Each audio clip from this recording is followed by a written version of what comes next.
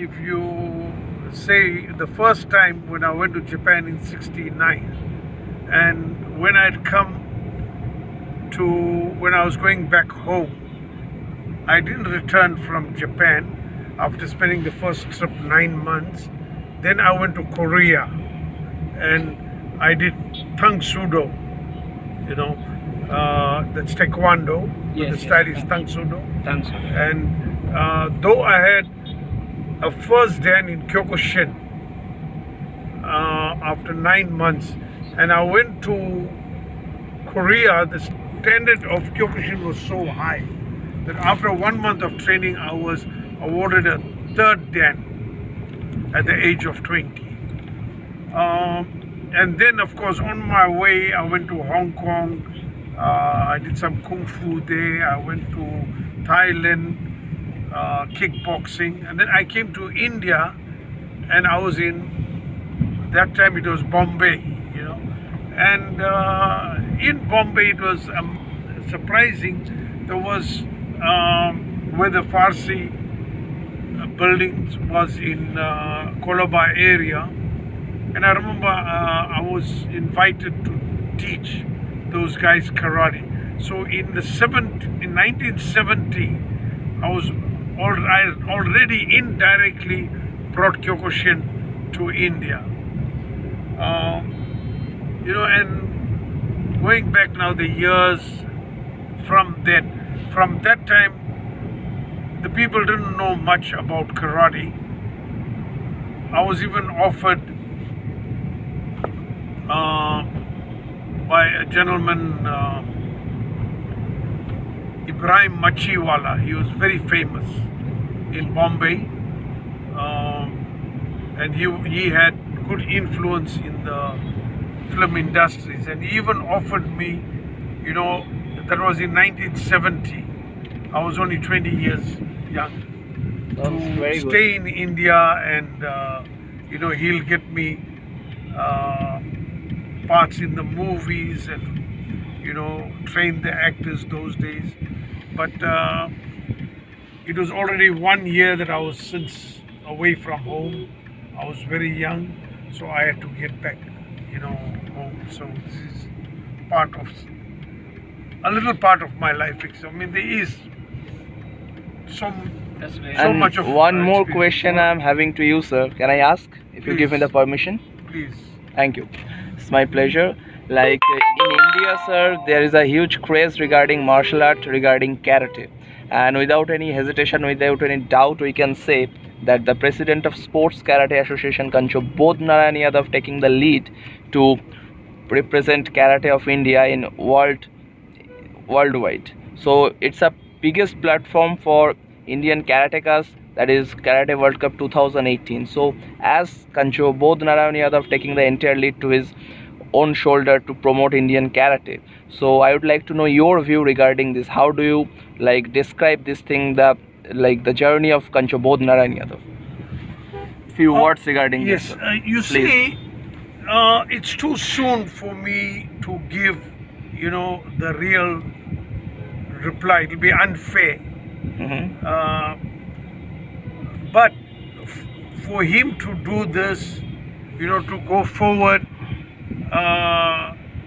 it's not an easy thing, and sometimes it's not appreciated by a lot of people.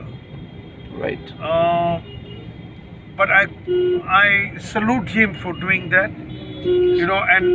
and I wish him all the success,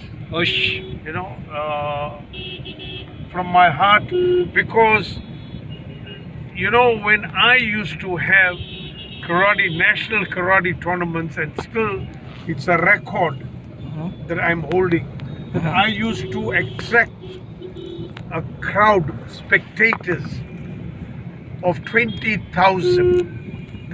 You can go back in history in South Africa, in Durban, in the apartheid era, where we had a famous stadium called the Caris Fountain. And the Caris Fountain used to be packed.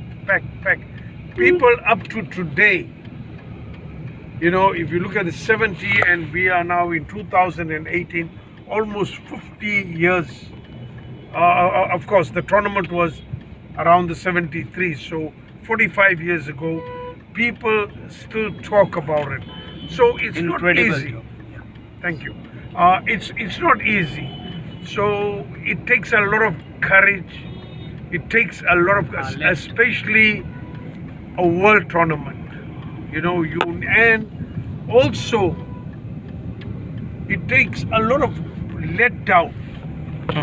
People would say we are coming. People would even say you in the airport, and you will see that, they haven't come. So it's not easy. When Sosai Oyama had the first world tournament, and of course the others that he had, he was very fortunate. I remember that time, the first world tournament, people couldn't believe the budget was $1 million US. Those days it was a lot of money. It's like today, 10 million US. And he could only do it by giving people return air tickets, giving the coach return air tickets, giving 5-star hotel accommodation, food, all those things. Then only he could bring those 144 fighters from around the world. Okay, now thank you for your answer, thank you for your explanation, and it's my pleasure to got the answer like this way. I'm very much thankful to you, sir. And my one more question to you, sir, like it is not the first time that you visited India, so your journey, your experience regarding India and Indian karate, Indian martial art. It's always a first time, though I must have been to India 100 times, but every time it's the first time.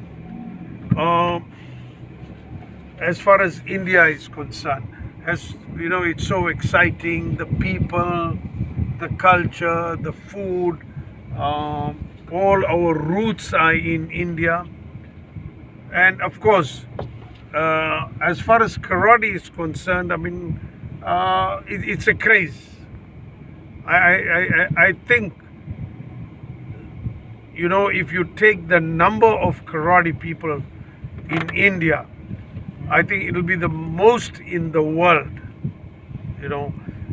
because it's becoming a craze, and it's all of hard work of people who are sacrificing, not only just doing it for money. I mean, I've been to different karate schools, and I was amazed where out in the field, in the open, they train without, without the karate suit, but yet there are pebbles, stones, dirt. If you look at the dogi after training, it's all messed up. So this is what in Africa I tell my students, that they are so fortunate. They've got like the world headquarters in Durban of the United World Kyokushin Karate Organization. I mean, it's beautiful. You got beautiful floors, mirrors in the wall, punching where you got everything. And you have a look over here at not some of the dojos, most of the dojos. Means a dojo can be anywhere, an open field. They're all practicing, in the open field. Infrastructure is not that much good like Durban or other states. Definitely, but the heart is there. So they're doing there from I heart. think the future India has got, it will go along. And I appreciate your thinking and your view regarding Indian karate. And one last question to you, sir, please don't mind. The last question for all Indian karatecas, like your message to all Indian karatecas for their motivation purpose. You see, I have suggestion for Indian karatecas from your end. I have, from the early 70s, my philosophy always was no pain, no gain. I have always told my students that when you are doing karate, it's like you must think it's like you are putting money in the bank. It's a bank account. And what you put in, the interest you will get out. If you want to become a good karateka, and you want to be successful, then you have to train 7 days a week, 4 hours each time. Otherwise, you can forget it. I used to personally train 5 times a day in my days. That's how I was able to achieve becoming the youngest man to have achieved a 6th Dan, and that too from the hands of Sosai Oyama In the age of? at the age of 34. 34. So you could, now we're not talking about today's karate, we're talking about 70s, karate, 80s. you know, there's history behind it. It was difficult. You know, there won't come a time where you come out of the dojo and your lips are not busted and, you know, blood on the floor. It used to be very difficult.